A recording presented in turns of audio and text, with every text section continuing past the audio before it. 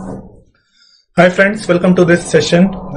This is the quick revision before the exam. Now it is quite clear that the exam is going to be on 5th only. So let's see in this general surgery and the urology part. Okay, so let's see the important things, and I'll tell you some updates also. So first we'll talk about burns. In burns, 2-3 things which you should always remember is the first thing about the percentage of the burn. Okay, percentage of the burn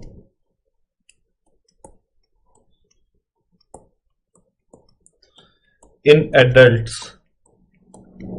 I'm sure you all know head and neck is 9%. Each upper limb is 9%. Front of the trunk is 18 plus back of the trunk is 18. Okay, so this is front. That includes the anterior chest wall as well as anterior abdominal wall. This back includes the posterior chest wall as well as the posterior abdominal wall. And this includes the gluteal region.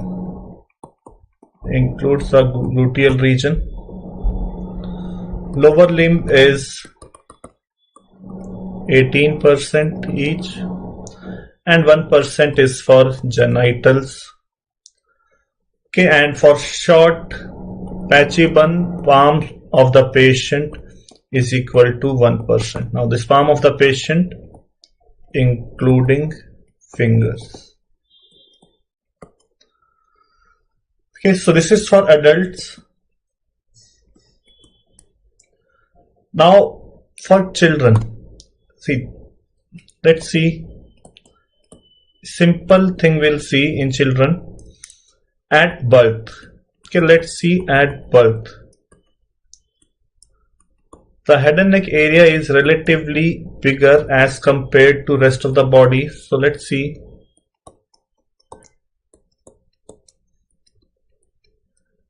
The difference is this. This is 18% and this you can see is 13.5 or 13.5. Now you can count it as 14 also. But let's see at birth. This is the percentage.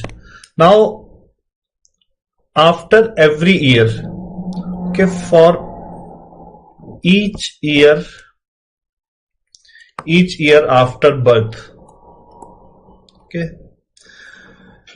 Good evening, Simran, Deepika, Sujit, Sadaf. For each year after birth, subtract -1 from head and neck and add 0.5 in lower limb.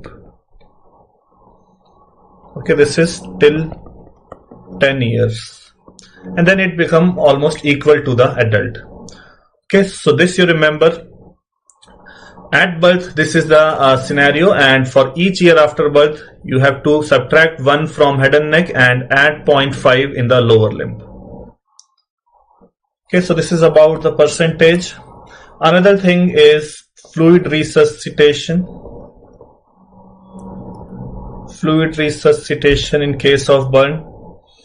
Remember, more than 15% burn total body surface area in adults and more than 10% in children. They need IV fluid. Okay, less than this you can very well give oral fluids, and that fluid should contain salt if you are giving orally. Okay, IV fluid, this should be crystalloid, ideally RL, or if RL is not in the option, Hartmann's solution. Now see, for adults means more than 14 years. The total amount is, we don't follow Parkland formula these days because Parkland formula tends to over calculate, and we can see many times over resuscitation is very dangerous. So that's why 2 into weight in kg into percentage total body surface area. Okay, out of this total, half is given in the initial 8 hours. Initial 8 hours since burn, and remaining half is in next 16 hours.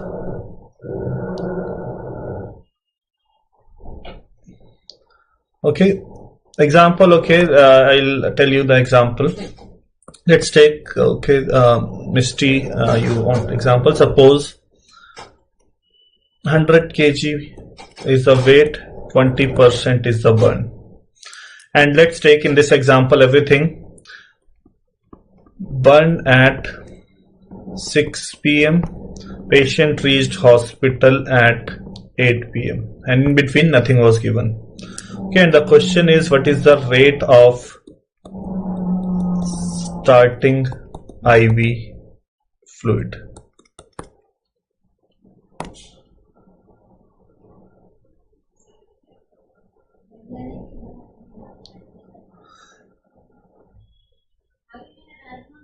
Okay, so let's see, the total is 2 into weight, that is 100 into percentage 20. Okay, so what will it come? 4,000. Okay, out of this 4,000, 2,000 you have to give in 8 hours. Now you can see in this, let's see, hospital patient reached at 9 p.m. suppose. Okay, burn at 6 p.m. Patient reached hospital at 9 p.m. Okay, see, this is Zubair, this is a revision session. Okay, it is not the first time that we are reading this. Okay, because first time when you go, obviously I'll go slow and you also get time for absorption. But this is a revision season. This is a quick, in these 2 hours, the whole surgery except GIT and hepatobiliary, we have 2 important things we have to focus. So take it as a revision series, not as a regular class or as the first time. Okay, so now because 3 hours are lost here, so 2,000 you have to give in 5 hours now. Okay, so in 1 hour you have to give 2,000 by 5, so that is 400 ml per hour is the rate. Okay, the rate is 400 ml per hour. Okay, the sound, okay, there was some background noise, sorry about it. Now I guess it is fine. 400 ml per hour. Okay, so this is how you calculate. I'm sure you all know these things. Just a quick revision just before the exam. Less than 14 year, 3 into weight into percentage total body surface area. And for electric burn,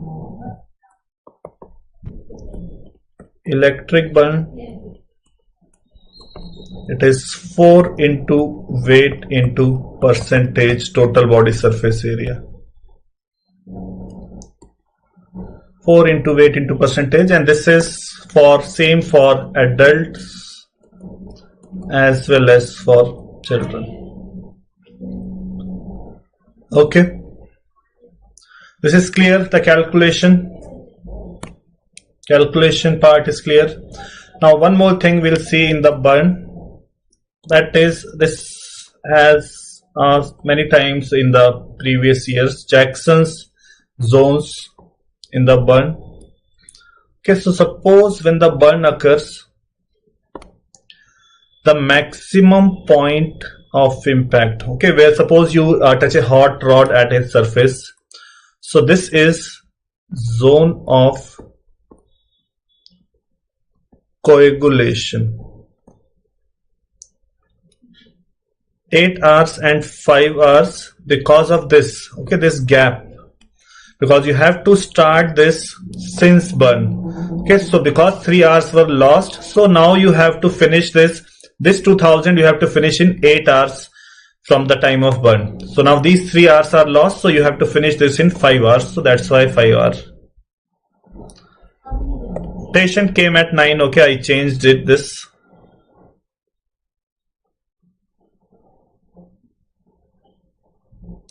Okay, zone of coagulation. Then surrounding this is zone of stasis,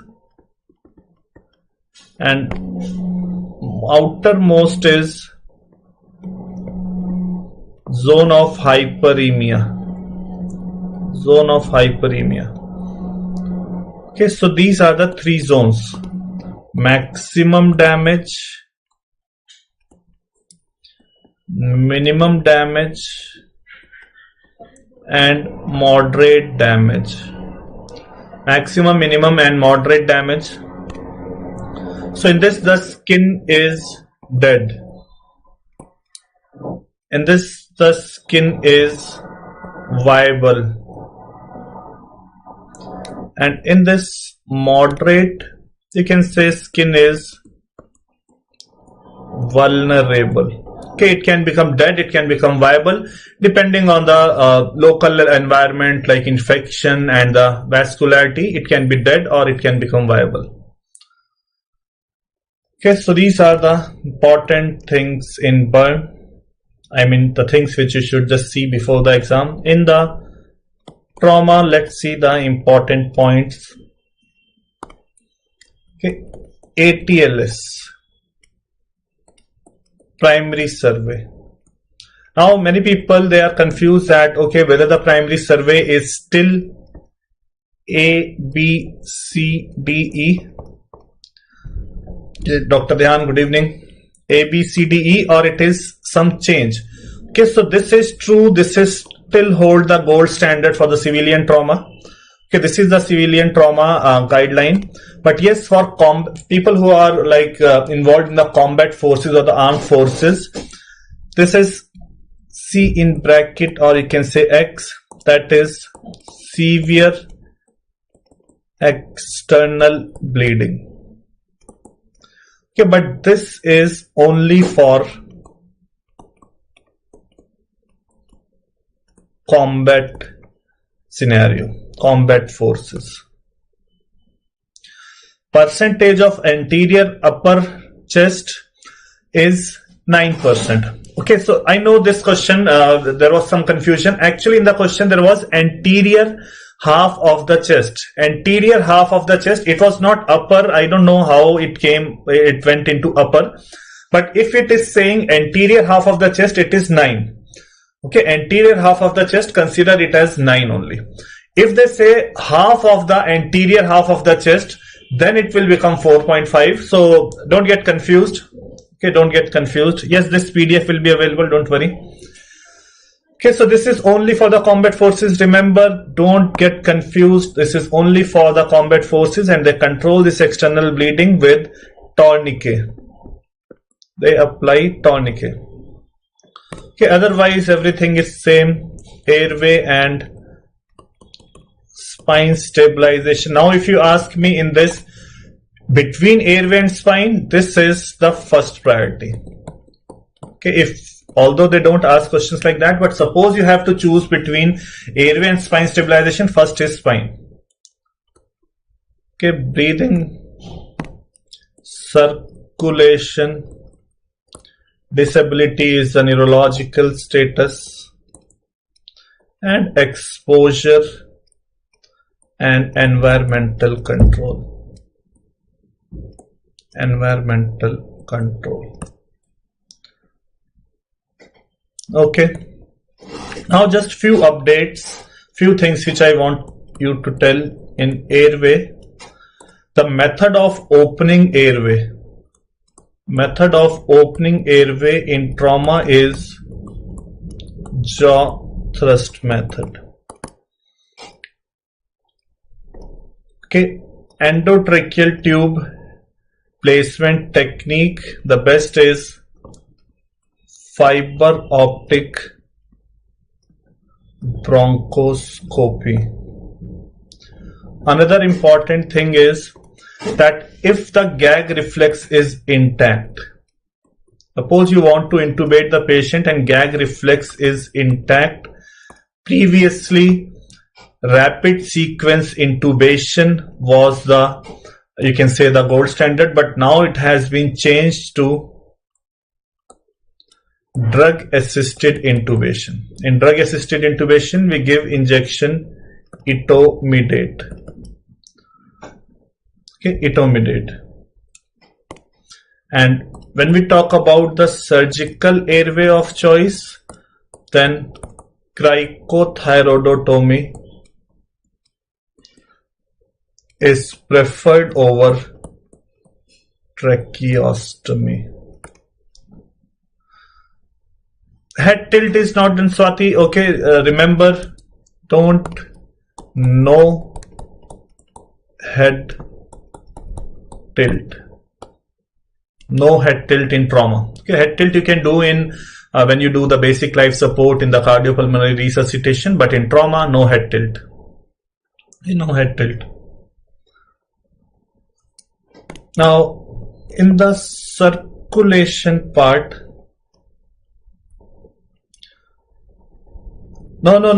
see, if they are asking in the exam, they are deliberately asking because they want to know that whether you know the recent update or not.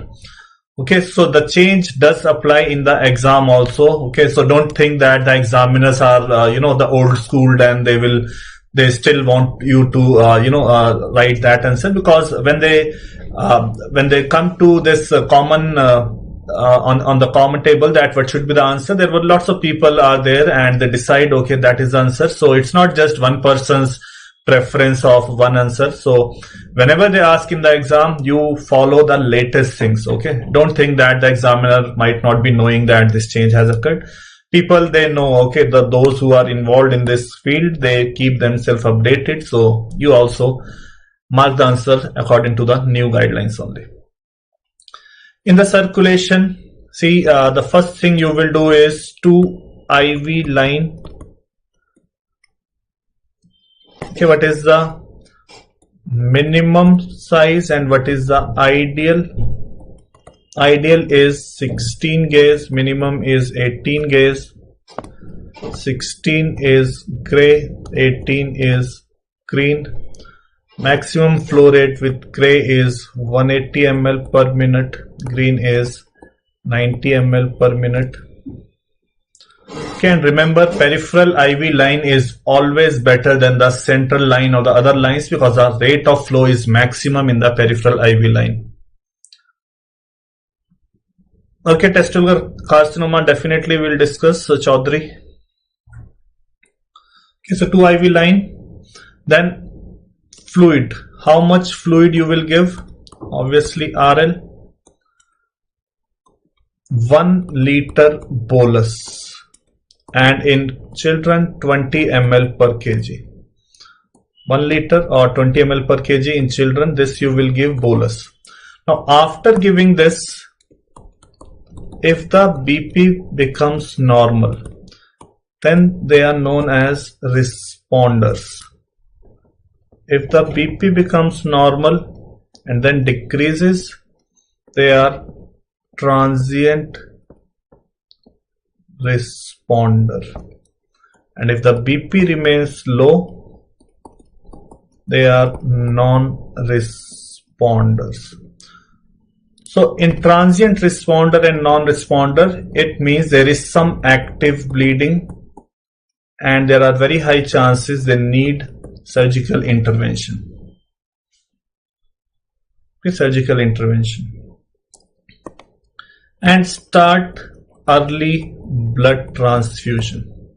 Start early blood transfusion, preferably cross-matched, and if blood group is not known, O positive for males, O negative for females. And injection tranexamic acid within 3 hours. Okay, What else? These days the plan is to when the patient is actively bleeding, follow the concept of hypotensive resuscitation or permissive hypotension. That is a type of balanced resuscitation. You want to maintain a balance between, okay, you have to maintain a balance between the risk of rebleeding and organ perfusion. So you have to keep low than the normal blood pressure. The goal of systolic blood pressure is 90 millimeter of mercury, and the mean arterial pressure 50 to 60 millimeter of mercury. 60, you can say 60 is fine, 50 will be too less. 60 millimeter of mercury. Now RH incompatibility in males doesn't matter, okay, and if you try to give O negative to everybody, then we have limited resources, okay. O negative will be gone. Suppose there are 9 male patient comes, you give O negative. 10th patient unfortunately is a female, you call the blood bank, you ask for the O negative, they say that the O negative is although consumed, so then you are in then you will stuck. So that's why it's better for males you give O positive, nothing will happen. Okay, hypotensive resuscitation. So remember these things in the disability neurological status Glasgow coma score. I'm sure all of you know this is very important. EVM. Out of this EVM, M is the most important motor response. Okay, let's quickly revise. Spontaneous, to voice, to pain or pressure, to pain, none. Okay, 4, 3, 2, 1. In this verbal response, okay, patient is oriented, 5, confused, 4, if the patient is talking in words, 3, sounds, 2, and none, 1. Motor response, obeys command. Do we give anything to reduce any such incidents? Okay, sorry for this background noise. I'll try to increase my voice so that that background noise gets damped a little bit. Okay, obeys command, 6. Then if the patient can localize the pain, 5. Withdrawal is same as normal flexion, 4. Abnormal flexion, 3. Abnormal extension, 2. None, 1. Okay, so they have introduced some new thing also, non-testable. Non-testable is also a new entity which has been added in all of these. Okay, welcome to the session, Amit, Abdul Kalam. Okay, so this is GCS, important for your exam, one of the very important, and you asked to calculate this in the exam. Okay, now let's see more things in the trauma, like thoracic trauma, about hemothorax. Hemothorax, when there is blood in the pleural cavity. If one limb can localize the pain and other line, you have to suppose on right side it is M5, on the left side it is M4. So you have to choose the best. So that's why they write best motor response. Okay, you have to choose M5. Okay, if there is a disparity in the bilateral thing, you have to choose the better limb. Hemothorax. In hemothorax, suppose there is this blood in the pleural cavity. What is the treatment? You will put ICD. Okay, suppose this is the ICD. This one end is in the pleural cavity, another end is in underwater seal. The size of the ICD should be 28 to 32 French, not more. No, there is no need to give anti-D to the males receiving O positive blood. Okay, absolutely not required. Okay, Urja, no need to give anti-D or anything. Okay, site is 5th intercostal space, just anterior to mid-axillary line. Okay, and indication for surgery. Surgery, when we do posterolateral thoracotomy. Posterolateral thoracotomy. Okay, more than 1500 ml blood in ICD initially, the moment when you put, and second is if there is more than 200 ml every hour for 2 to 4 consecutive hours.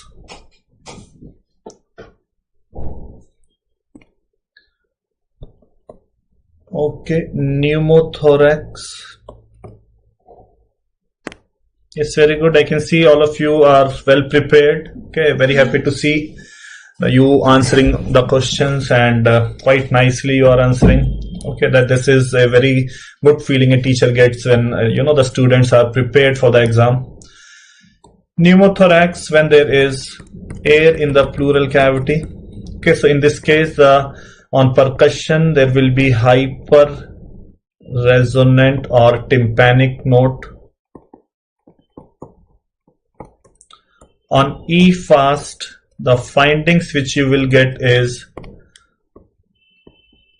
barcode or stratosphere sign, loss of sliding sign. The treatment depends on whether it is a simple or closed type, whether it is open, and whether it is tension.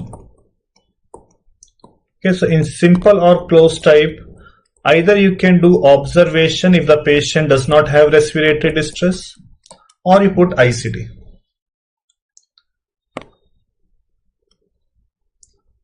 No, Abdul, it is not 200 ml for 24 hours, 200 ml every hour for 2 to 4 hours, 2 to 4, not 24. Open is, first you will do 3-sided occlusive dressing,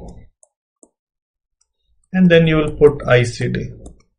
And in tension, how will you know it is tension pneumothorax? Remember, the patient will have hypotension, or they might write the patient collapse. So in tension pneumothorax, there is hypotension or the patient gets collapsed. First you will put a needle. Needle you will put in the 5th intercostal space only. Okay, 14 gauge over the sheath needle, at least 8 centimeter in length, and then you will put ICD. Okay, just one thing. 2nd intercostal space in mid-clavicular line for children. For children the space is different, for adults the space is different. Okay, adults it is 5th intercostal space. Okay, because that is the area, the funda of the 2nd and 5th is, you want that when you put the needle, the tip of the needle should go into the pleural cavity. Okay, if you take smaller size, or if you are trying to put it from an area which is more thick, then your needle might not reach into the pleural cavity, and then the whole exercise will be of no use.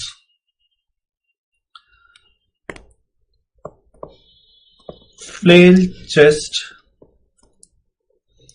In flail chest, definition is fracture of 2 or more consecutive ribs, and in each rib at least 2 fractures. Okay, 2 or more consecutive ribs. And the treatment is, if there is no respiratory distress, then just analgesics and oxygen by mask. But if there is respiratory distress, then you have to intubate the patient and put the patient on intermittent positive pressure ventilation.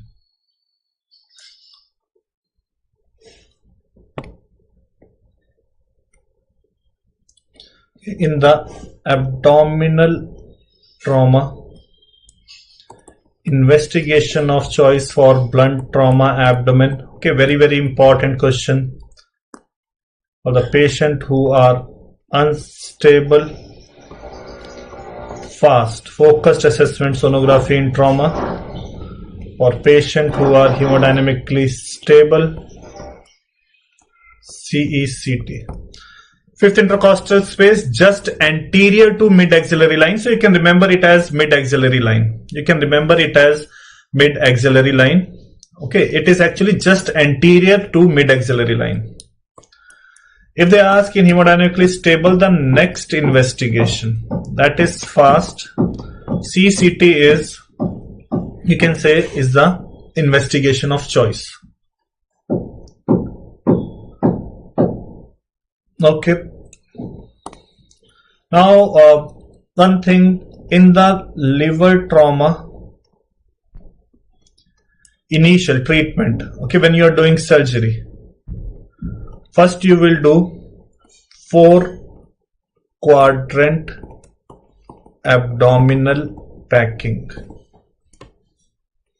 Okay, then you will remove packs one by one, push, putting the pressure, plug, suturing that thing, Pringle's maneuver. Okay, that is controlling the inflow of the liver, and perihepatic packing. Okay, so this should be the sequence. So there is P, P, P, and 1 P is in the packing. So you can say these are the 4 P's of liver trauma. 4 P's of liver trauma. One more important thing about the damage control surgery. Am I going too fast? Good evening, Abhishek Roy. Is it okay? Damage control surgery is done for patients who come with, hypothermia, coagulopathy, and acidosis. The push is when you put pressure. Okay, you mobilize the liver and using your both hand you put pressure and try to stop the bleeding. Plug is when suppose there is a laceration, you put something in between and try to do the suturing. Okay, people, they try to put omentum, there are hemostatic agents, they are present, and you can put those things and try to control the bleeding. That is plug. Okay, so hypothermia, coagulopathy, acidosis, this is trauma triad of death. Trauma triad of death. Okay, so in these cases, the basic thing is phase 0 is pre-hospital care. In pre-hospital, basically avoid crystalloid, early blood transfusion, okay, injection tranexamic acid. These things you will do. Hypotensive resuscitation.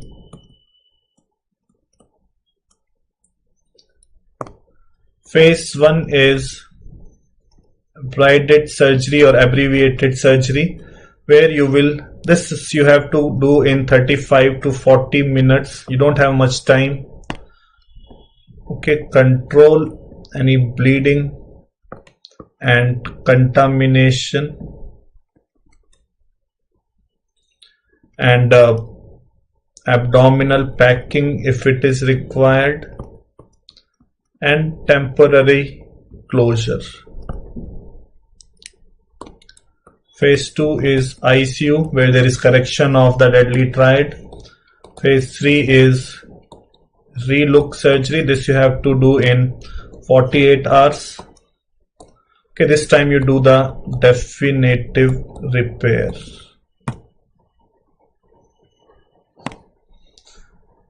And phase 4 is abdominal wall closure.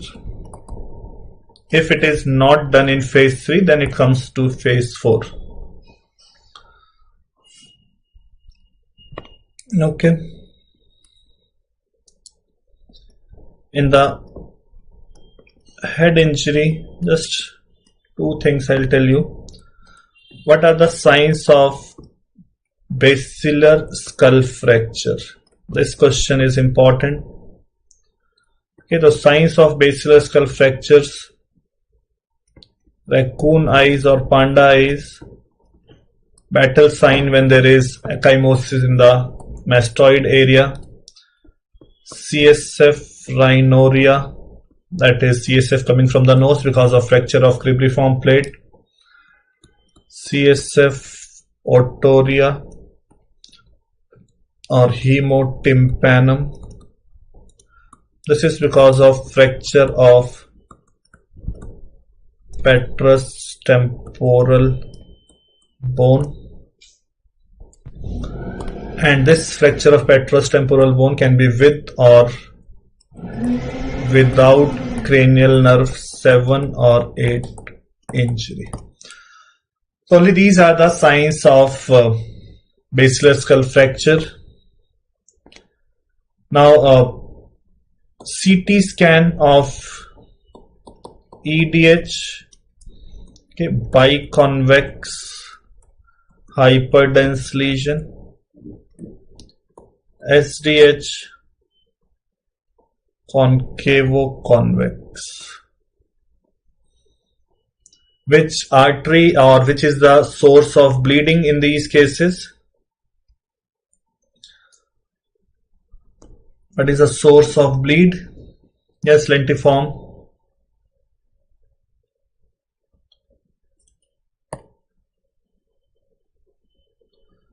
Okay, the source of bleeding.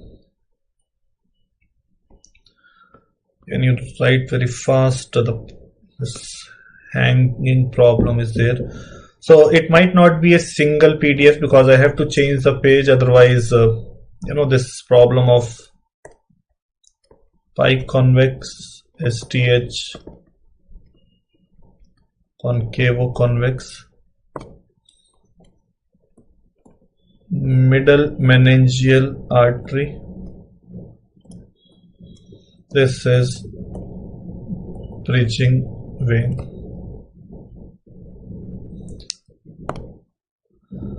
Okay, and remember the proper management. Just remember this: cerebral perfusion pressure is equal to mean arterial pressure minus intracranial pressure.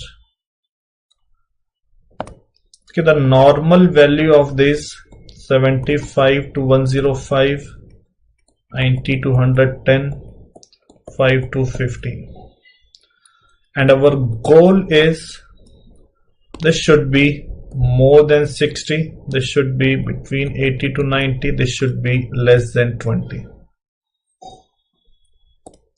Okay, you have to maintain the cerebral perfusion pressure to more than 60, and remember there is no role of steroids in decreasing ICP in trauma. Steroids may be used in case of like infections and the tumor. Okay, but there is no role of steroids in cases of brain injury or in cases of trauma. Okay, so let me change the page now.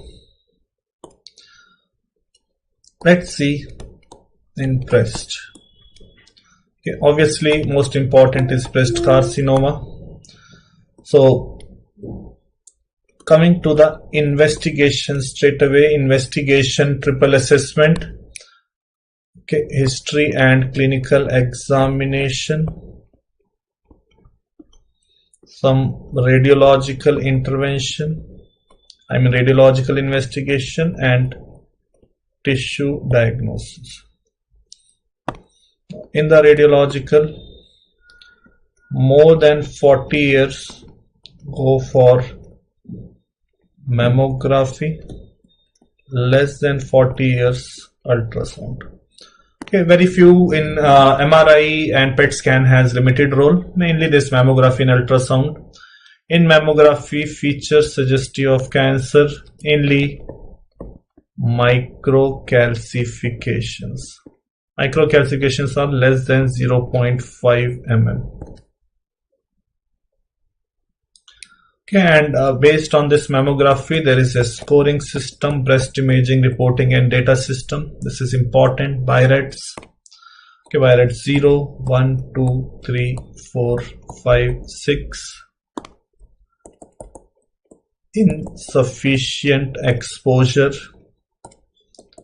negative, benign, probably benign, probably malignant, highly suggestive of cancer, already biopsy proven cancer. Next step, repeat mammo or go for some other investigation. Repeat in 1 year. BI-RADS 3, repeat in 6 months. These cases go for some tissue diagnosis and there go for treatment. Okay, on ultrasound, features suggestive of cancer, hypoechoic with posterior acoustic shadow, taller than wide. Okay, you remember the staging? This is one of the most important staging which you should know in your whole, you can say all the subjects. The most important staging is breast cancer. Let's quickly revise. T1, T2, T3. Less than 2 centimeter, more than 2 to 5 centimeter, more than 5 centimeter. T4A is chest wall involvement. Remember, pectoral muscle is not chest wall. B is skin involvement. C is both chest wall as well as skin. And D is inflammatory carcinoma. Okay, N1 is ipsilateral mobile axillary lymph node. N2A is ipsilateral fixed axillary lymph node. B is ipsilateral internal memory without axillary. And 3A is ipsilateral infraclavicular and apical is same. B is internal memory with axillary and C is supraclavicular. M0 is no distant mets. M1 is distant mets.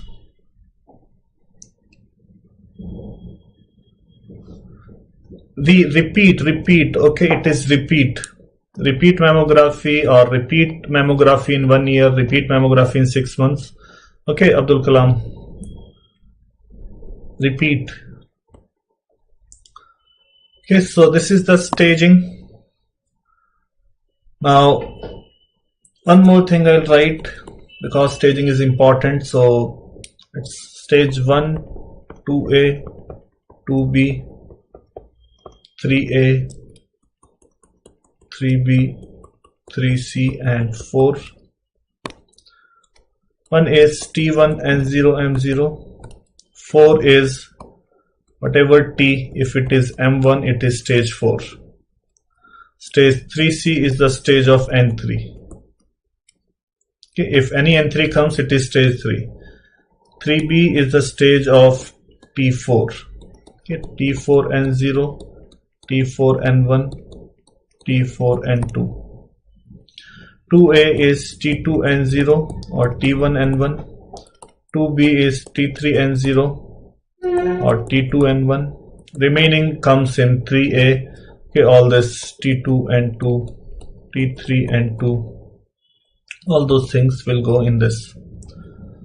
Okay, so this stage 1, 2A and 2B is early breast cancer. Early breast cancer, I mean. Okay, I'm getting this blood. Early breast cancer.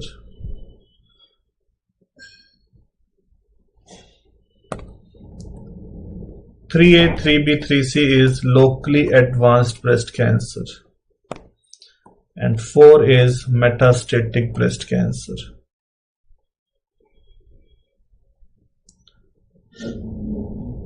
Yes, I can see it is a bit blurred. Okay, this is the staging. Now let's see in the surgery. Modified radical mastectomy, you all know. Just tell you the important things. What are the structures preserved during modified radical mastectomy? Axillary vein, long thoracic nerve of Bell, and thoracodorsal pedicle. Thoracodorsal vessels and nerves. Breast conservation therapy. In breast conservation therapy, you will do surgery, that is a lumpectomy. You will do axillary lymph node assessment, that is if the nodes are palpable. You will give a separate incision and axillary lymph node dissection is done. Okay, you will remove the lymph nodes. If the nodes are not palpable, then what will you do? Sentinel lymph node biopsy. Okay, sentinel lymph node biopsy, where you will put a dye. Dye is usually a blue dye like methylene blue or isosulfan blue with radio-labeled colloid sulfur. This dye you will put either peri-tumor or peri-areolar, and then you will take the 2 to 3 lymph nodes which receive this dye. These are sentinel lymph nodes, and you will send it for biopsy. If the biopsy is positive for tumor, you will do axillary lymph node dissection. If it is negative, then no surgery for axilla.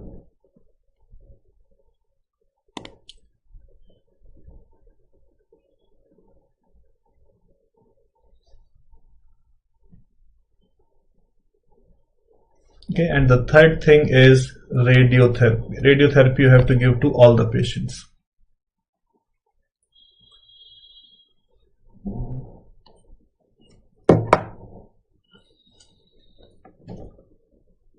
Okay.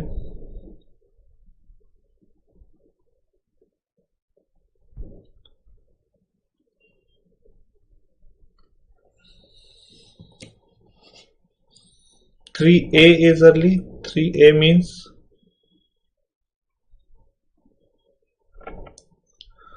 okay. Let me first.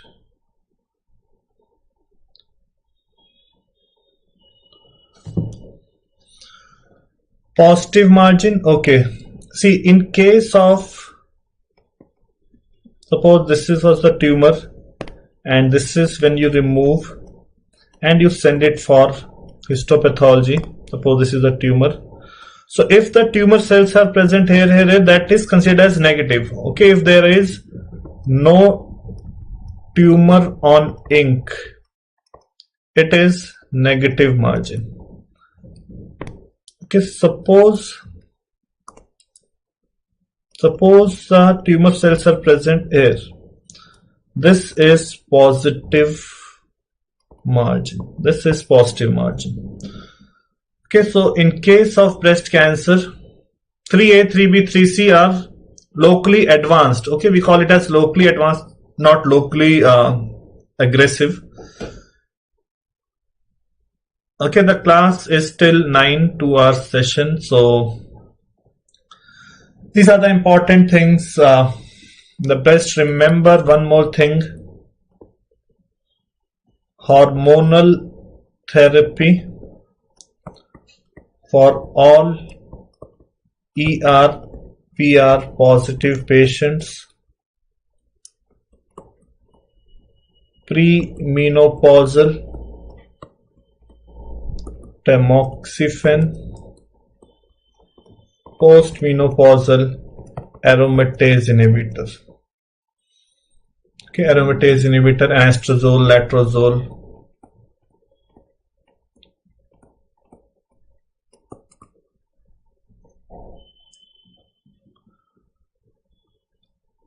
Okay.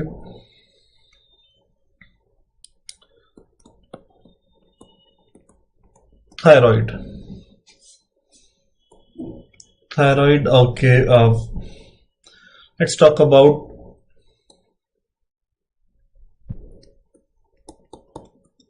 solitary thyroid nodule. Solitary thyroid nodule.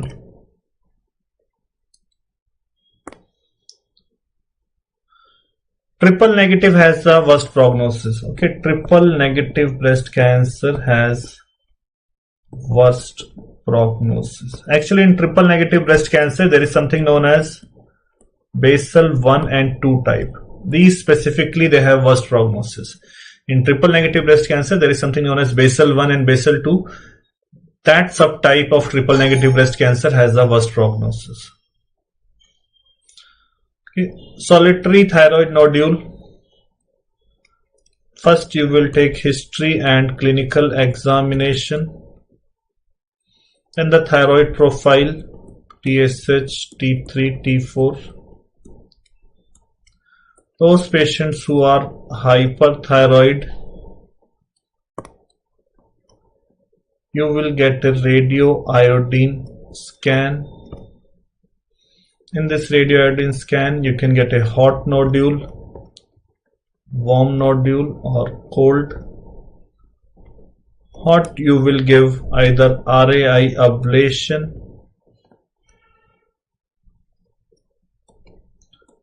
or antithyroid drugs.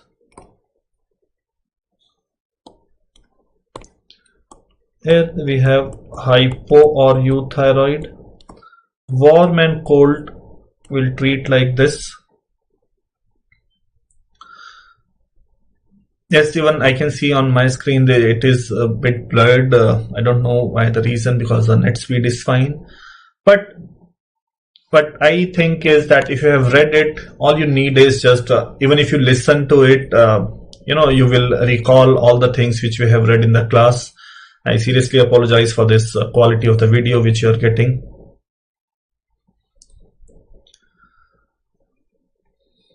Okay, warm and cold or of hypo or euthyroid, you will get the ultrasound on the ultrasound. If it is less than 1 centimeter, you follow up. If it is more than 1 centimeter, you will go for FNAC. FNAC is overall the investigation of choice. Okay, now FNAC will tell you different possible results like non-diagnostic, benign, atypia of undetermined significance or follicular lesion of undetermined significance, follicular tumor, highly suggestive of cancer, and cancer.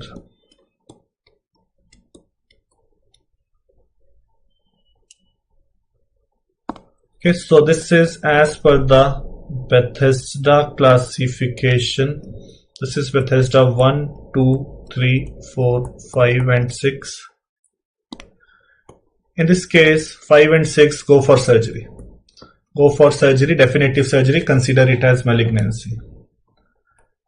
In this case, repeat FNAC, ultrasound guided. In this, follow up. Rarely surgery is required if it is patient's choice. In this case, different options, either you follow up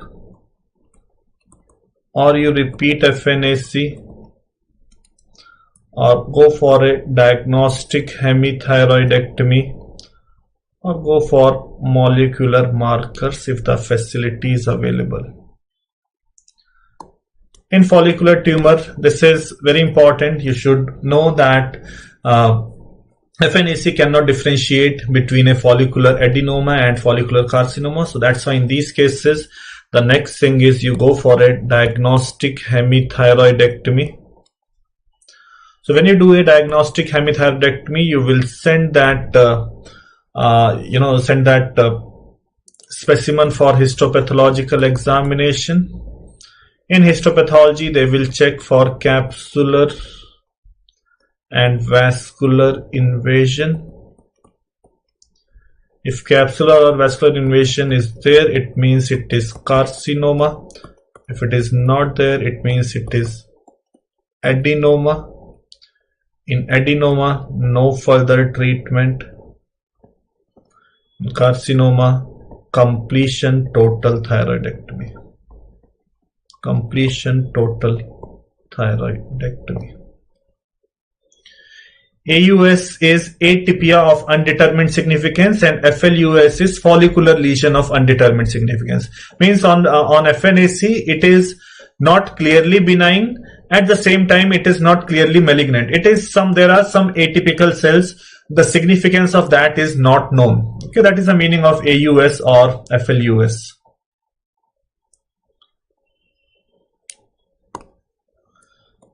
Okay, Graves' disease. One question which was asked. Okay, first of all, it is autoimmune disease. Anti-TSH receptor antibody is there. Classical type of hyperthyroidism or thyrotoxicosis. Now, if we talk about investigation, this question has been asked 2-3 times. Okay, so you will do the thyroid profile, TSH, T3, T4, TSH will be high. Radioactive iodine uptake, it will be increased, TSH will be low. Radioactive iodine uptake is there. Ultrasound is not very informative, but it shows increased vascularity and increased size. Or you can go for anti-TSH receptor antibody in serum. What is not done, FNAC has no role unless those ultrasound shows some suspicious nodule. FNAC is not routinely done in Graves' disease. Okay, remember, FNAC has no role. And the treatment is either you give anti-thyroid drugs along with beta blocker. Okay, usually the first line treatment is this. Propylthiouracil is the drug of choice in the first trimester, and in second and third trimester you can go back to carbimazole or methimazole. Radioactive iodine ablation, we use iodine 131 8 to 12 millicurie dose. A very good treatment option. Just 1 or 2 doses are required for getting the euthyroid status, but this actually can lead to permanent hypothyroidism, and also certain people are not fit for this treatment, like pregnant females or the lactating females. And the third is surgery, that is least preferred treatment option in these. But if you are planning to do surgery, then you have to do pre-op preparation. Okay, pre-op preparation, you will give anti-thyroid drugs for approximately 4 to 6 weeks, beta blockers for approximately 2 weeks, and Lugol's iodine 10 to 14 days before the surgery to make the gland less vascular and less active.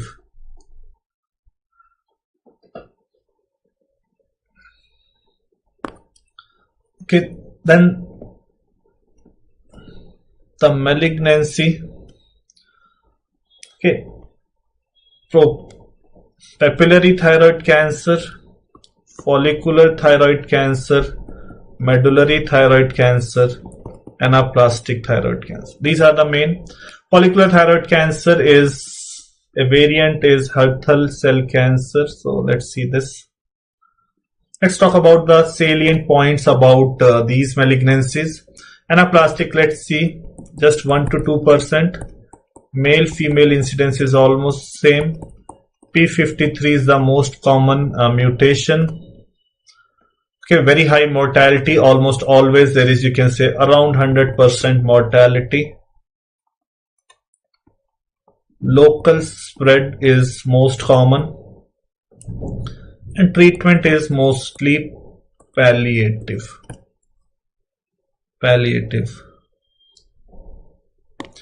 Medullary thyroid cancer, 3 to 5% from the parafollicular C cells. Parafollicular cells can be associated with it can be 75% of the time it is sporadic, 25% of the time familial, where it is associated with MEN syndrome and familial medullary thyroid cancer syndrome. FNAC shows amyloid stroma. Tumor markers calcitonin and CEA. And treatment in all the cases, you have to do total thyroidectomy plus level 6 you have to remove in all. Level 6 is always removed bilaterally, plus minus MRND.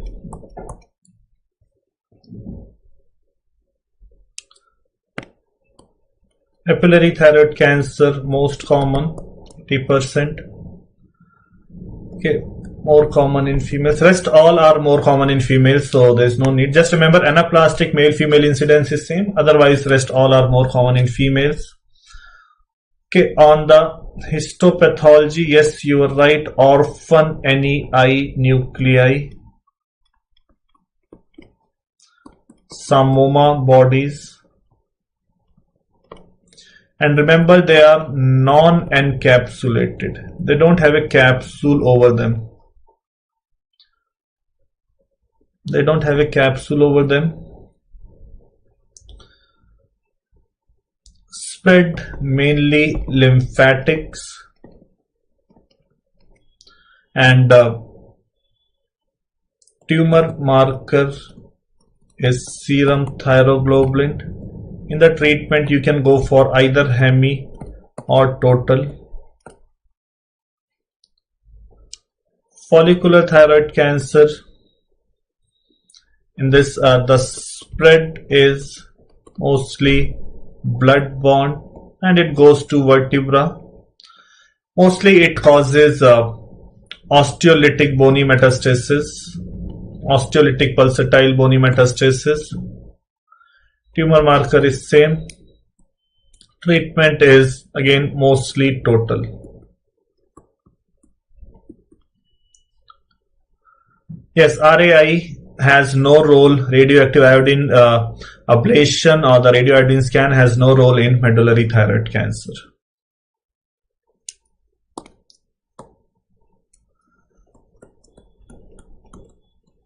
Parathyroid.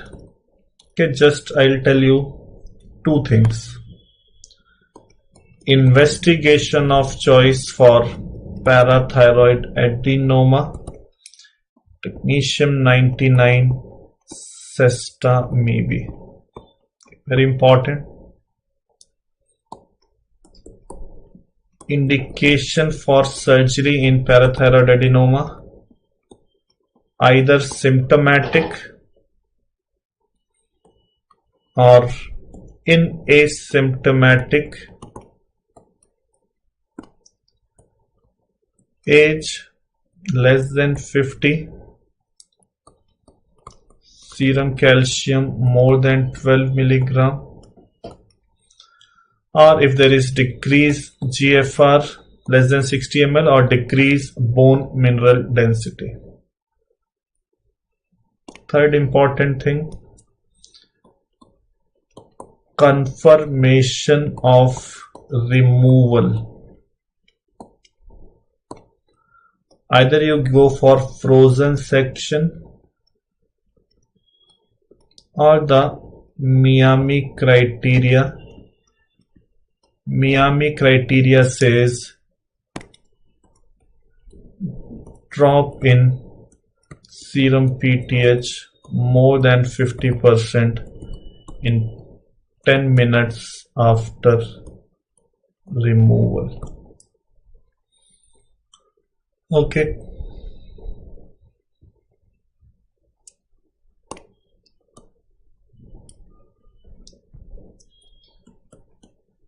Pheochromocytoma.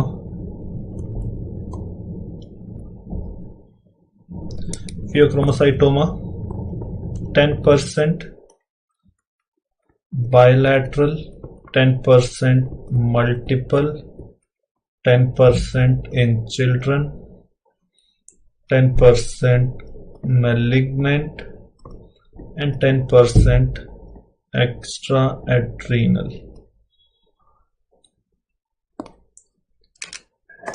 25%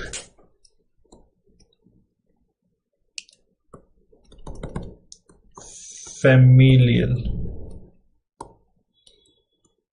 Okay, syndromes MEN 2A and 2B, VHL syndrome, neurofibromatosis 1, and familial paraganglioma syndrome.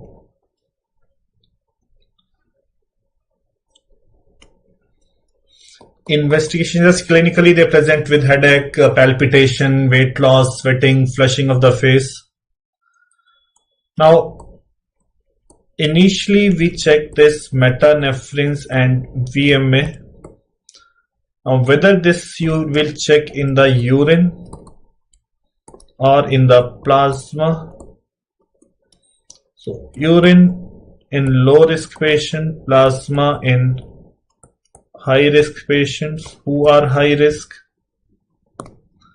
If the patient has any of the syndrome, family history, or personal history, then you will check plasma metanephrines, otherwise you will check urinary. And for localization,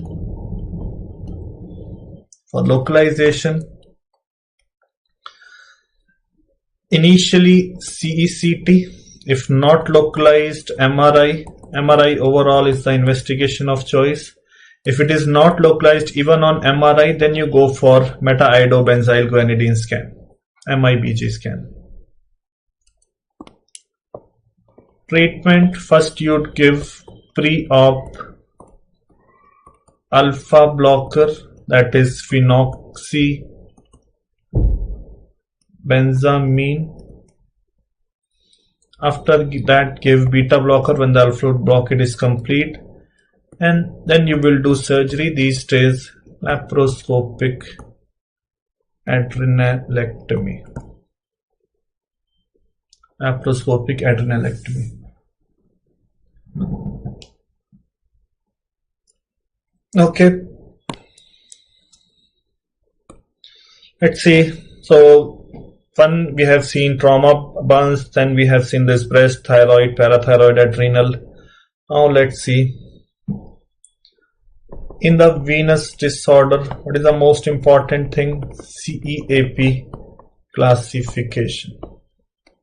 Okay, CEAP classification.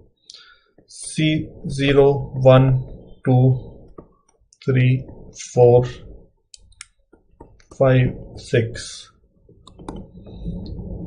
Okay, C0, no signs of venous disorder. C1 is telangiectasia or reticular vein. C2 is varicose vein. C3 is edema. C4A is hyperpigmentation. B is lipodermatosclerosis. C5 is healed venous ulcer. C6 is active venous ulcer. Now if it is written as A, it means asymptomatic. If it is written as S, it means symptomatic. Now in the revised, there is C2R, that is recurrent varicose vein. There is C4C, that is corona phlebiticata, and C6R, that is recurrent active venous ulcer. 101. A most common abdominal tumor in the childhood is neuroblastoma. Nikita, neuroblastoma. Neuroblastoma, Wilms tumor is the second most common. Neuroblastoma is otherwise most common abdominal tumor in the pediatric age group. Okay, no problem, you can ask any question. Okay, this is okay, so this is C. EC is when the cause etiology is congenital. P is when it is primary. S is when it is secondary, and N is when there is no etiology identified. In this ESI is when there is intravenous cause. ESE is extravenous cause. AS when there is superficial vein. AP if there is perforators are the problem causing thing. D is when the deep veins are the problem, and AN is when the no anatomical area identified. In this AS, numbers are replaced by abbreviation. Okay, PR is reflux, PO is section. I'll tell you about this urology. I have kept like half an hour, 35 minutes for that, so don't worry, we'll discuss that also. And mainly the malignancy and the stones, these are the things we'll be discussing. PR and O is reflux as well as obstruction, and PN is when there is no pathophysiology identified. Okay, so I'm sure you all know this is important question. In the arterial system, most important, abdominal aortic aneurysm. That's two things. Investigation of choice is CECT abdomen. Investigation of choice for screening. Okay, in the Western countries, they do screening of all the males who are more than 60 years old for this abdominal aortic aneurysm, so that is ultrasound abdomen. Indication for surgery or the treatment: either patient is symptomatic, in asymptomatic. Indication is if the diameter is more than 5.5 centimeters, or if the rate of growth is Vivek just asked me what do you want to know about the hernia, because already see that the topics which I am discussing already, that is too much. Hernia was not in my this thing, but if you want to know something specifically, just let me know, we'll discuss. More than 1 centimeter in 12 months or more than 0.5 centimeter in 6 months. Okay, and one more thing these days they ask, the choice of graft material in aortobifemoral bypass or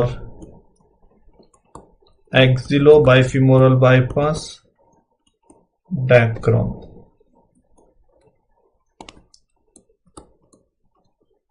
Femoropopliteal bypass, reversed saphenous vein graft, coronary artery bypass graft, left internal mammary artery, then reverse saphenous vein graft. Okay, then reverse saphenous vein graft. What else? Salivary glands. Let's see, ranula is a mucus extravasation cyst of sublingual gland,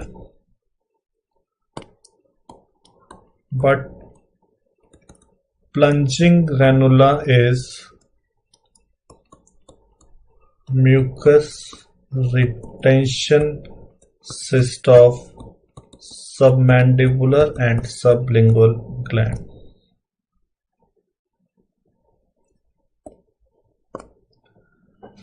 Okay, and nerves at risk in the parotid surgery: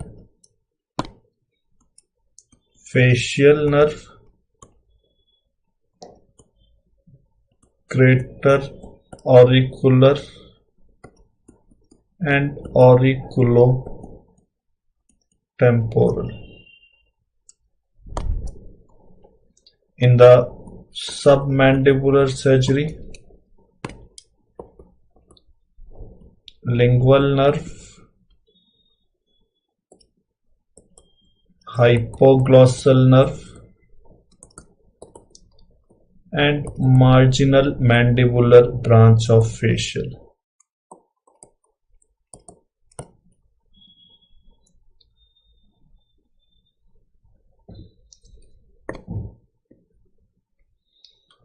Okay,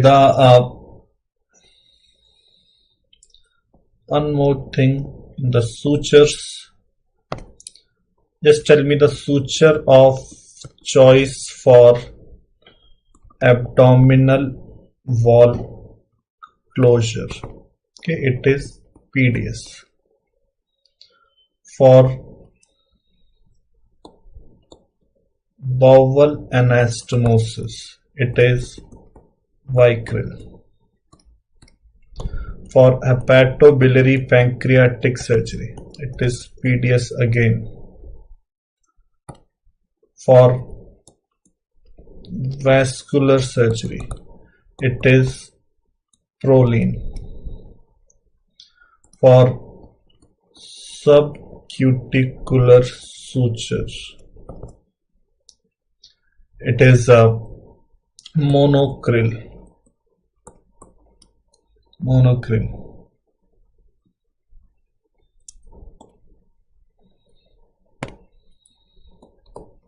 Okay, knots want to see.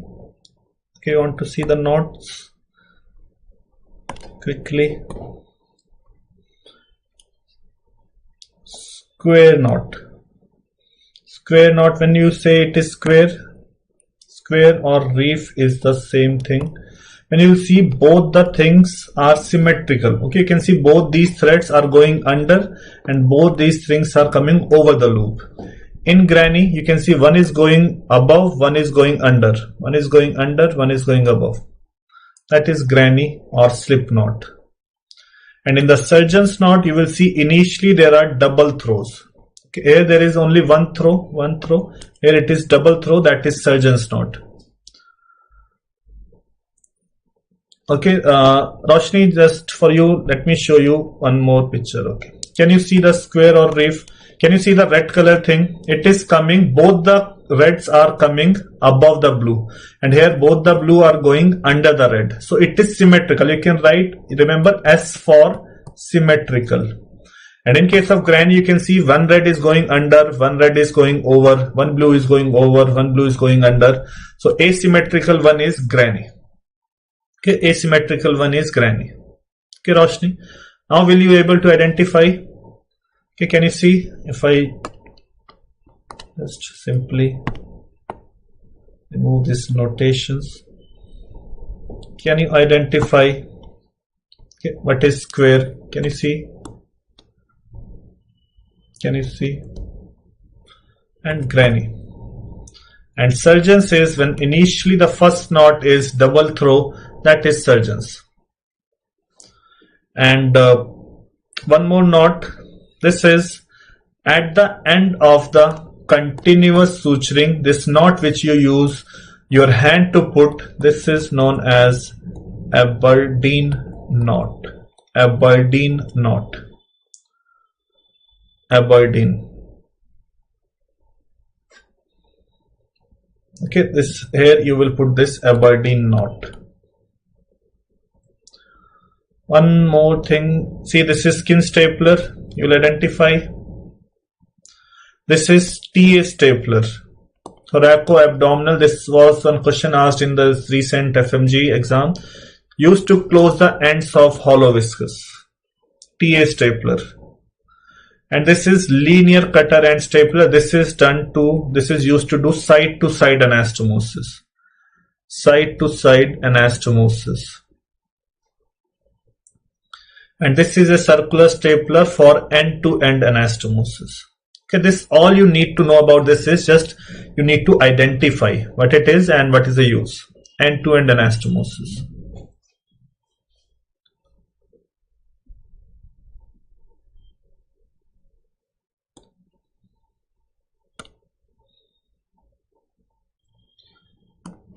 Okay. Now should we go to that urology part? What we have seen. Let's take this last session, the urology. Okay, so first talk about the different types of injuries. And we'll see the tumor. Okay, injuries. First we'll see ureter injury. Ureter injury, the treatment. If there is no loss of length, then you do end-to-end repair over DJ stent.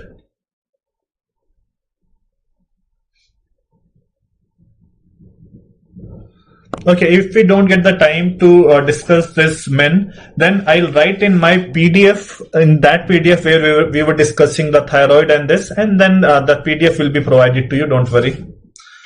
Hopefully we get the time, so we'll discuss men syndrome.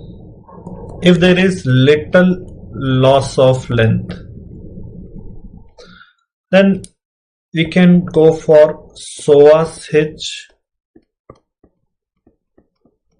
Boari flap, or little bit of kidney mobilization. And if there is significant loss of length, then we'll go for transureterostomy, where we'll anastomose that ureter to the other side. Or we can go for some interposition of either ileum or appendix in between, or in rare cases nephrectomy.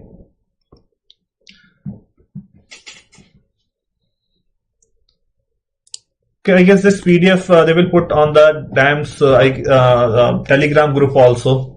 Okay, DAMS Telegram group most likely, I'm not sure, but most likely they will put that. So this is about ureter, urinary bladder injury. Okay, see, suppose this is the bladder and this is the peritoneum which comes. So two types of injuries, one where the bladder dome gets ruptured and it will cause intraperitoneal rupture. Okay, so in intraperitoneal rupture, the urine goes into the, this is less common, 20%. So it will lead to peritonitis. And in the treatment, you have to do surgery. You have to do exploratory laparotomy, lavage of the peritoneal cavity, and repair of urinary bladder.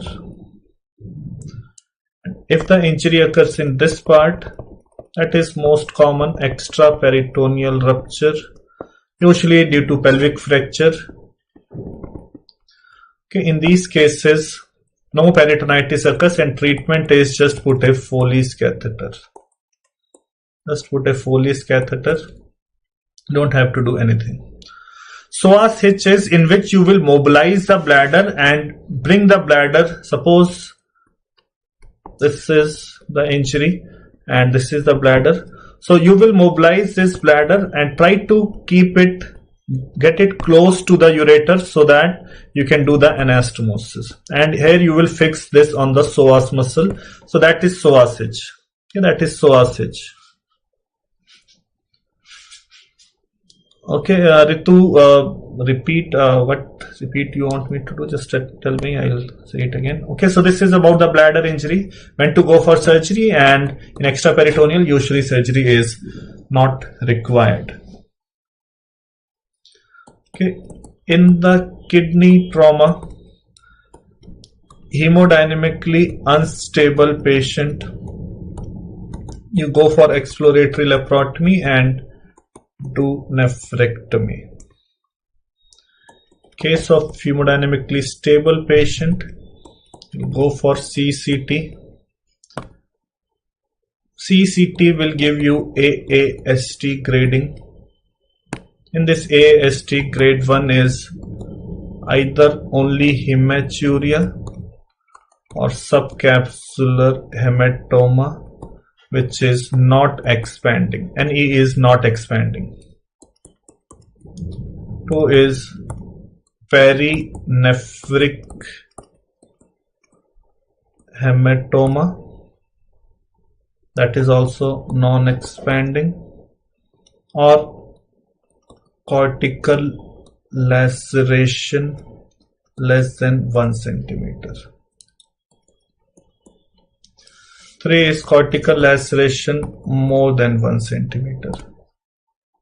Cortical laceration more than, single shot IVP these days is not recommended. Okay, single shot IVP is not recommended these days because they say that it is not going to help anyways, because in any way you'd always try to preserve kidney these days. Okay, gone the days when you very frequently used to go for nephrectomy. These days, as far as possible, you try to preserve the kidney. Okay, but it is not exceeding or not reaching the calyceal system, not reaching the collecting system. 4 is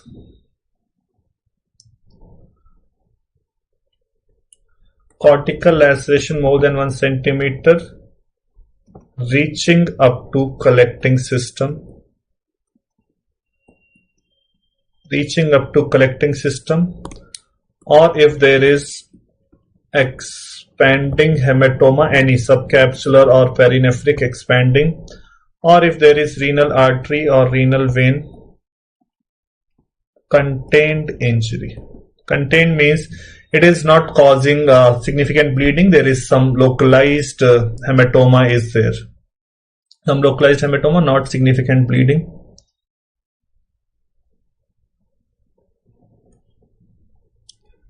Five is shattered kidney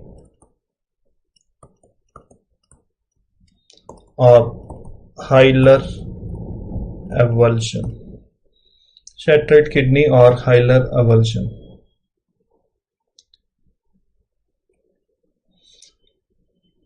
Okay, single shot IVP, this is what I am saying, Kunal, that these days single shot IVP as per the trauma guidelines is not required. Okay, because if the patient is unstable, the only thing which can save the patient is removing that kidney, and you don't have to go for single shot IVP. Okay, so single shot IVP people used to give like few years back. Now they are not giving. Grade 1, 2, 3 non-operative management. Grade 5 nephrectomy. Now in grade 4 you can go for non-operative management, you can go for nephrectomy, or you can go for urinary stenting. Either you can put a DJ stent, or you can put a the percutaneous nephrostomy tube.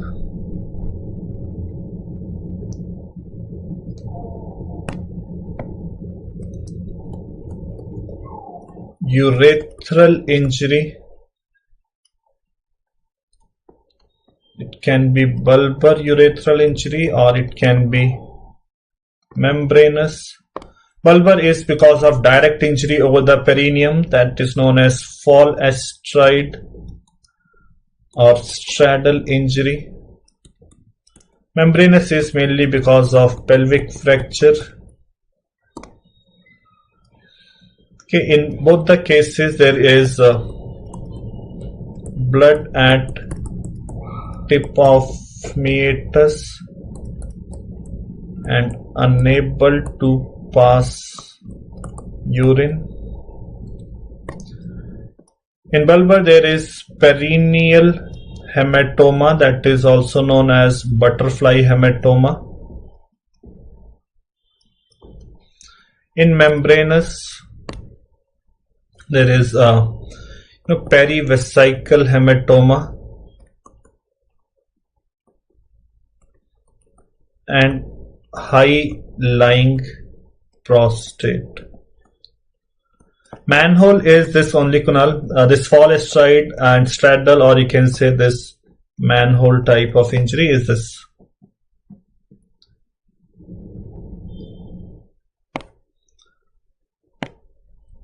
There is nothing as such important. Wound healing ulcer. Ruchita, if you want to ask anything, you can ask. Okay, in the treatment of both, first you will do retrograde urethrogram. In this, if there is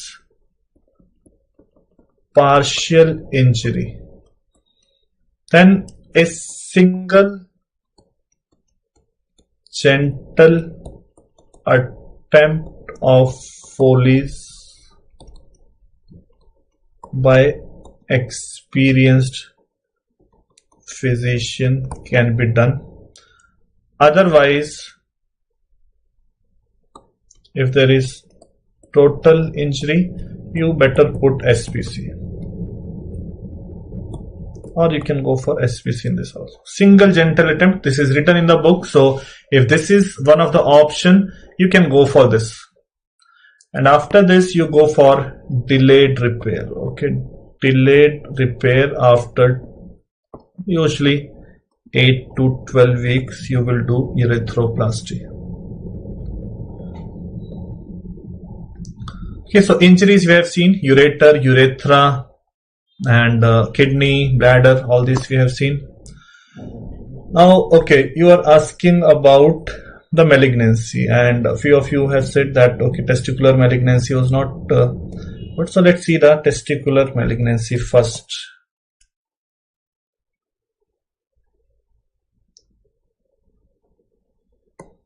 Okay, testicular cancer. Testicular cancer, you can broadly divide this into germ cell and non-germ cell. In the germ cell, seminoma, and there is like teratoma or mixed, in which there is seminoma plus teratoma, yolk sac tumor, embryonal cell carcinoma, choriocarcinoma. Okay, so all these tumors, they behave differently from the seminoma, so they are known as non-seminomatous germ cell tumor. Non-seminomatous germ cell tumor. In non-germ cell tumor, there is interstitial cell tumor like Sertoli and Leydig cell.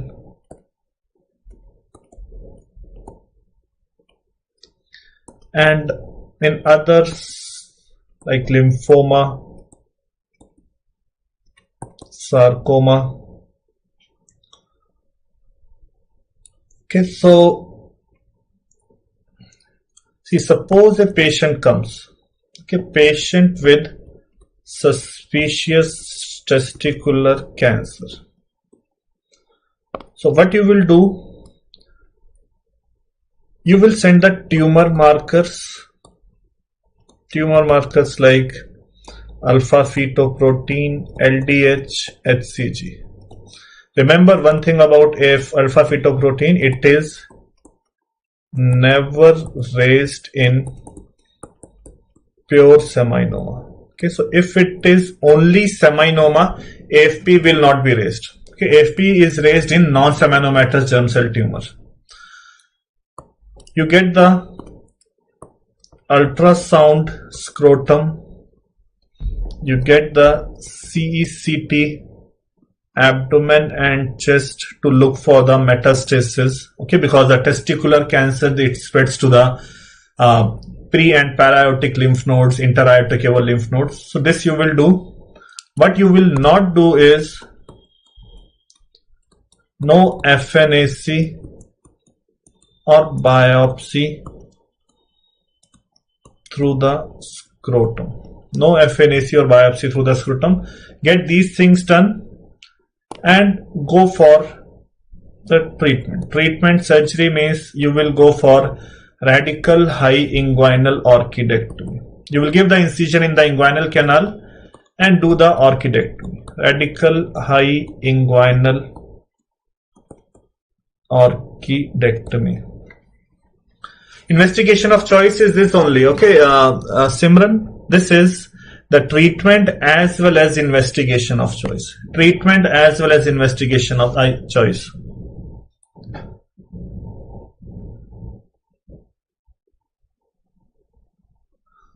If the patient is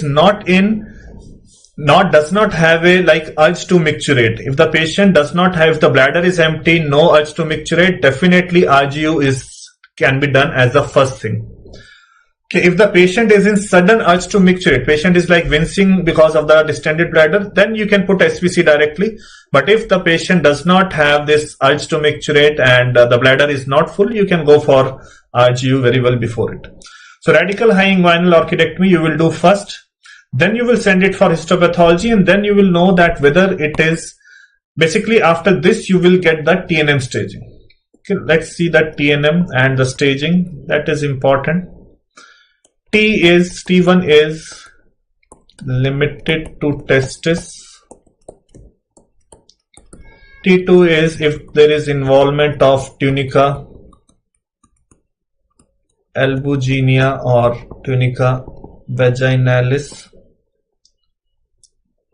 T3 is involvement of spermatic cord, and T4 is if there is involvement of scrotum. N1 is if there is lymph node size less than 2 cm. This is quite easy. N2, N3. lymph node size more than 2 to 5 centimeter, lymph node size more than 5 centimeter. M0, M1 is no distant metastasis or distant metastasis.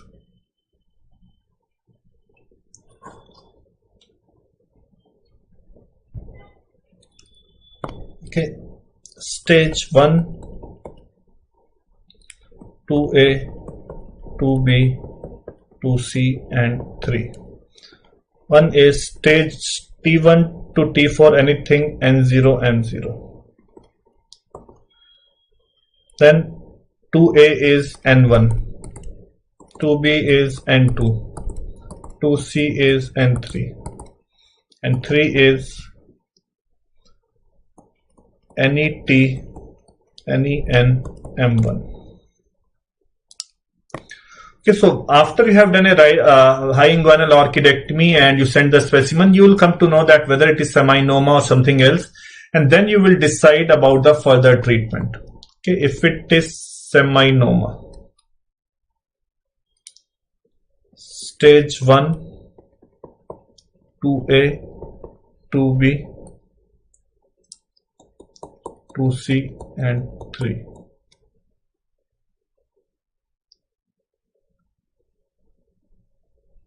Here also non-seminomatous germ cell tumor 1, 2A, 2B, 2C and 3. Okay, so in 1, testis you have removed. Now what you have to go do for the lymph nodes? Okay, so either you can go for observation or you can go for radiotherapy.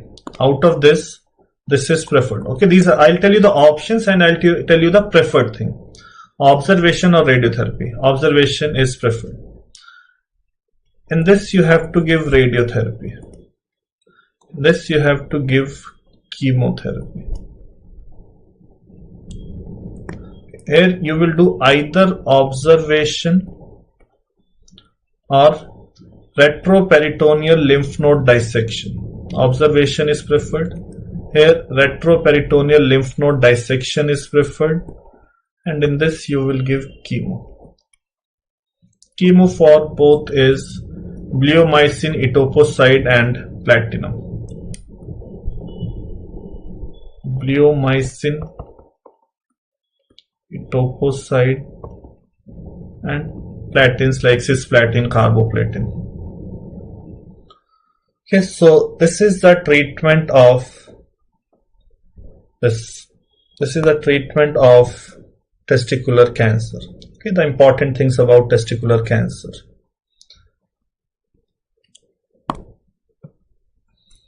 In renal cell carcinoma, okay, the treatment is either you can go for a partial nephrectomy, which is also known as nephron sparing surgery, or you can go for radical nephrectomy. So partial nephrectomy you will do in tumor less than 4 centimeter, or you can go for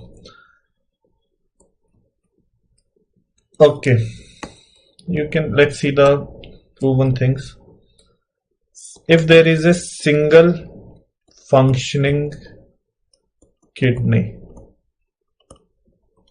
if there is bilateral RCC, if there is VHL syndrome, okay, in these cases you should go for partial nephrectomy or nephron sparing surgery. Although this, if you can say, if feasible, even in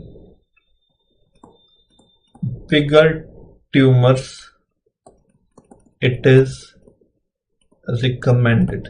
Feasible means suppose it is on poles, on upper pole or lower pole or at the lateral margin. So if technically feasible, even in the bigger tumors, these days the recommendation is you can go for a partial nephrectomy.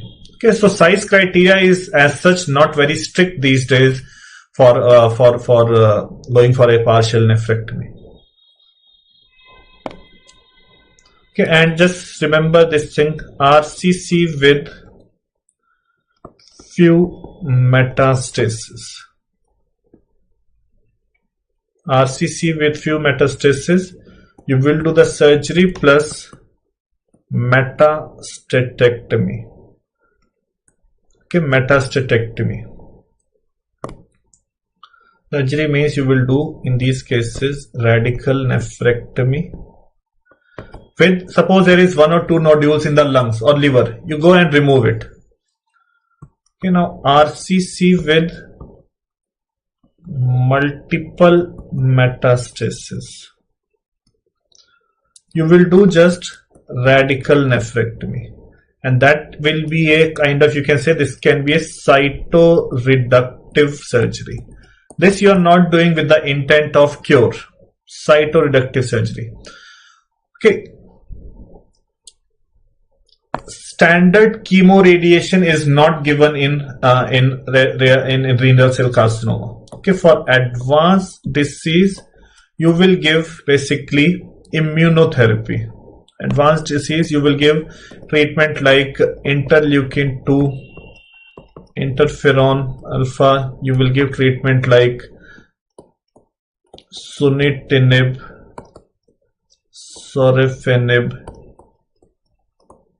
panzopanib. Okay, the standard chemotherapy and radiotherapy is not useful in case of RCC. Okay, it is not useful. Okay, what else? Urinary bladder cancer. Okay, if it is non-muscle invasive, that is TIS, TA and T1. If it is not involving the muscle, then you will go for transurethral resection of bladder tumor, TURBT. Transurethral resection of bladder tumor. After this, if it is a low risk type, that is TA, which is less than 3 centimeter, low grade, then you will give single instillation of intravesical chemo.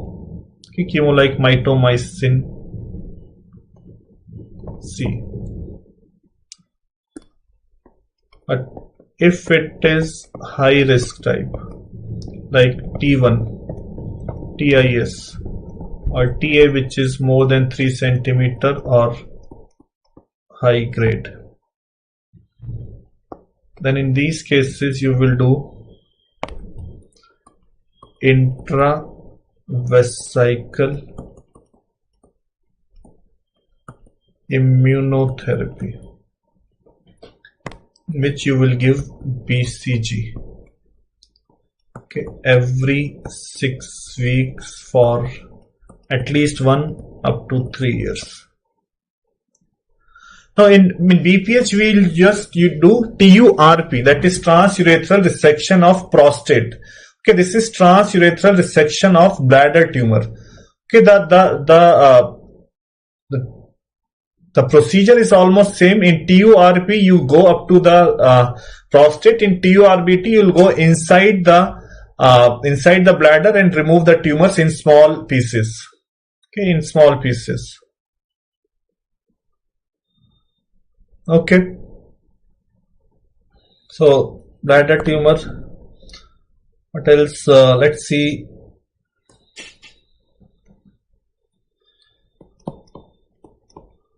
Prostate cancer. Okay, quickly I'll finish prostate cancer and then Men's syndrome, because Abdul was saying, so let's do the Men's syndrome after this. Prostate cancer, mainly it arises from the posterior lobe or peripheral zone, a type of adenocarcinoma. Let's straight away go for the investigation of choice. This is important. Truss-guided biopsy. Truss-guided biopsy. And in this, remember, clinically when we talk about prostate, there are two lobes, right and left lobe.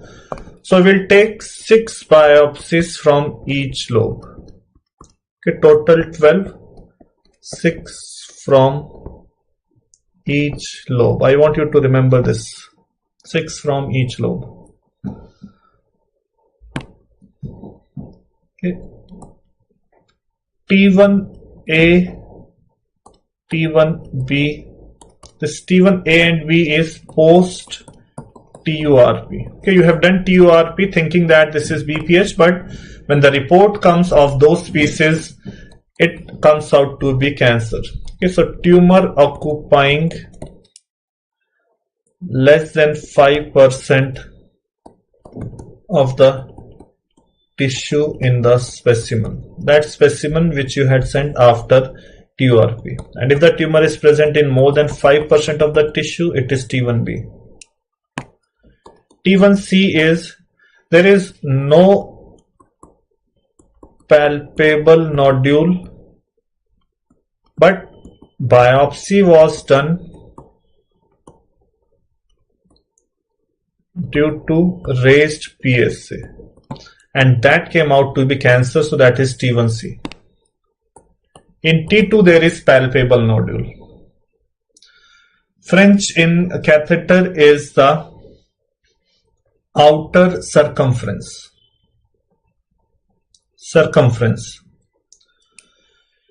T2 is palpable tumor, or palpable nodule is better.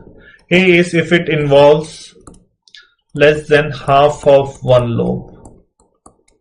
B is more than half of one lobe. C is both lobes.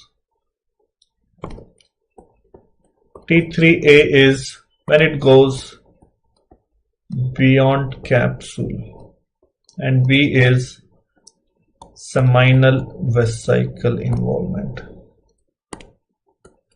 and T4 is adjacent organ. Okay, so now coming to the treatment, let's see in case of T1 and T2A. Now you will see if the age of the patient is more than 70 years. Age more than 70 years means life expectancy is less than 10 years. Then you will not do anything. Watchful waiting. If the age is less than 70 years, then you can go for active surveillance, where you will call the patient and repeat the PSA and repeat the biopsy. PSA you will repeat every 6 months, biopsy you will do every 1 year, and in biopsy you will see the Gleason grading and all. Or you can go for surgery. There is radical prostatectomy. That is actually a big surgery, major surgery. Or you can give radiotherapy. Radiotherapy can be given as brachytherapy or external beam radiotherapy. Again in T2B, 2C, same thing. Age more than 70 years, watchful waiting. Okay, so this is what you get in your exam. Okay, they don't ask too much details. They just ask you that whether you know or not that if the age is more than 70, you don't do anything, because prostate cancer is slow growing cancer. TNM staging of the prostate as such is the question directly does not come on the TNM staging, but yes, you get the question related to the treatment. So if you remember, it is fine. Otherwise, it's not that important to remember. Age less than 70 years, you can go for either surgery or radiotherapy. T3A will go for either surgery or radiotherapy or hormonal therapy in which you will give anti-androgen therapy. Okay, in T3A, T3B, T4, we don't do watchful waiting. No watchful waiting in this. You will do something. I mean, generally these people they require some hormonal therapy and radiation. We don't go for bigger things like surgery. Surgery usually is done in those people who are relatively young. When I say young here, it is less than 70 years. Okay, so in the last 5 minutes, let's see. Okay, let me write that in that segment only where we were doing this. Okay, so MEN syndrome, multiple endocrine neoplasia syndrome. See MEN1, which is known as Wermer syndrome, autosomal dominant mutation of MEN1 gene, which is situated on chromosome 11. The tumors you will see here is parathyroid adenoma or hyperplasia, pancreas neuroendocrine tumor, and pituitary adenoma or hyperplasia. Okay, most common tumor, this you will see in 90% of the patient, this you will see in 40%, this you will see in 30%. Okay, so that's why the most common symptom in MEN1 syndrome is because of hypercalcemia. Most common pancreatic neuroendocrine tumor is non-functional, associated with MEN1. And most common functional pancreatic neuroendocrine tumor will be castrinoma. The most common pituitary adenoma will be prolactinoma.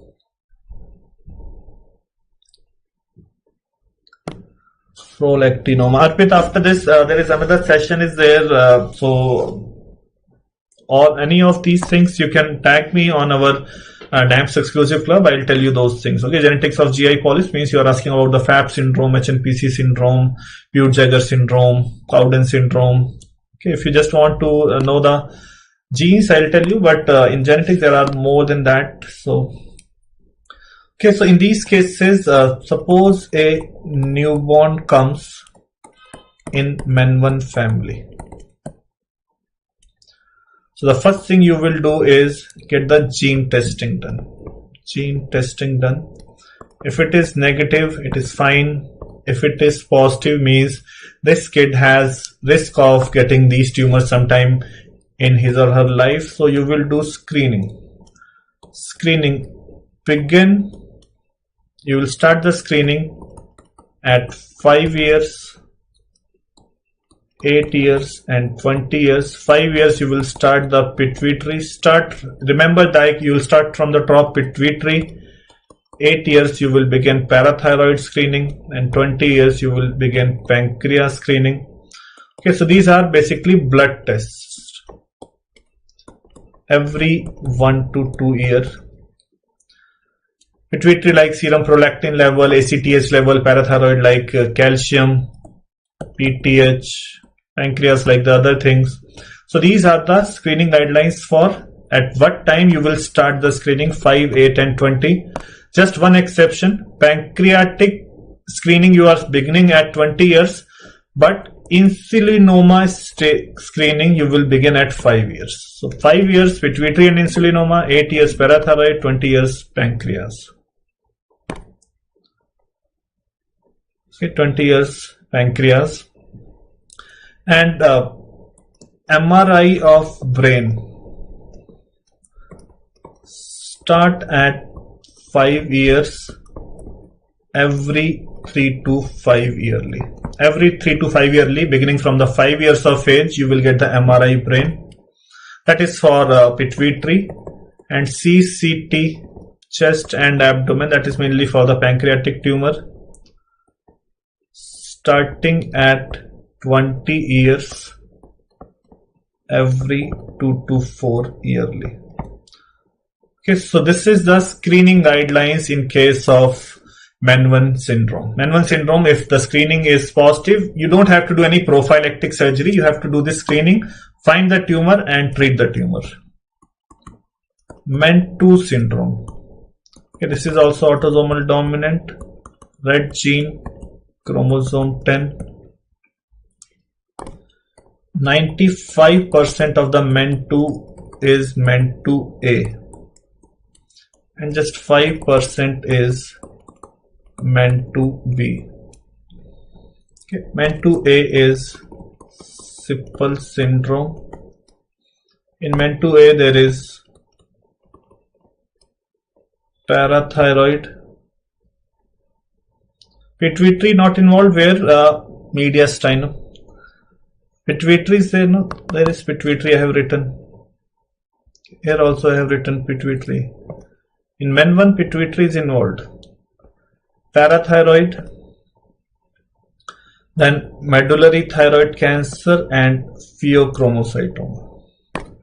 MEN2B, which is also known as mucosal neuroma syndrome. This is also known as MEN3. So medullary thyroid cancer, pheo, and multiple mucosal and GI neuromas. So the risk of getting these tumors: parathyroid 10%, medullary thyroid cancer 100%, pheo approximately 40 to 50%. This is 95%. So you can see all the patients will develop sooner or later. They will develop. Yes, everything is autosomal dominant. In MEN syndrome, everything is autosomal dominant. You don't have to worry about it. Everything is autosomal dominant. 100%. Okay, so that's why in this, if the gene testing is positive, negative, you don't have to do anything. Positive, you will go for prophylactic thyroidectomy. Okay, you will not let the cancer develop. You will remove the thyroid. In MEN2A, you will do this at 5 years of age. In MEN2B, you will do this within 1 year, preferably at 6 to 9 months. Okay, and the last thing before I end the session, MEN4, this is a new syndrome, autosomal dominant, CDK N1B gene located on chromosome 12. Okay, it is similar to MEN-X syndrome in rats. Okay, phenotypically it is almost same as MEN1 tumor. There is parathyroid and pituitary tumors. But because genetically it is different, that's why it has been given a different name. Okay, so thank you very much. And I know I was very fast, but I'm sure all of you knew the things. So it was just a quick brush up of your knowledge. So the exams are next week only. So my best wishes to all of you. All of you have prepared well. I'm sure you all will do very well in your exam. In the meanwhile, if you have any question, any doubt, you can tag me on our DAMS exclusive club. I'll be more than happy to help. I'll ask them to upload these PDFs wherever they are uploading. You will come to know. Most likely it is on the Telegram group. But wherever they will upload, you will get this. Okay, so